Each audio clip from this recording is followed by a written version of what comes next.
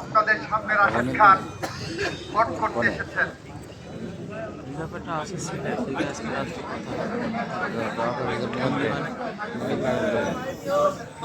Vote করতে আসছেন আপনাদের সামনে। গাড়ির রিজার্ভ দেয় মাইক বন্ধ হয়ে গেছে তখন রিজার্ভ নেই তখন আপনার তো তোর মাইক না বন্ধ হয়ে গেল ওইটা খুলবে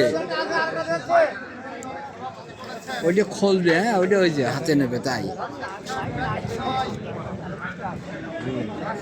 এখানে বেগম খালেদা জিয়ার প্রতিনিধি, রাশেদ খান জিয়া পরিবারের প্রতিনিধি, রাশেদ খান তারেক রহমানের প্রতিনিধি, রাশেদ খান বিএনপির প্রতিনিধি।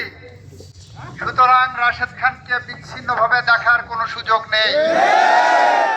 আমরা অন্যান্য আসনে যারা প্রার্থী হয়েছি, শোলকুপা থেকে আমি, ঝিনাইদহ থেকে আব্দুল মজিদ এবং কোটচাঁদপুর থেকে রনি, আমরা তিনজনে আজকে রাশেদ খানের মনোনয়ন জমা দেওয়ার জন্য এসেছি।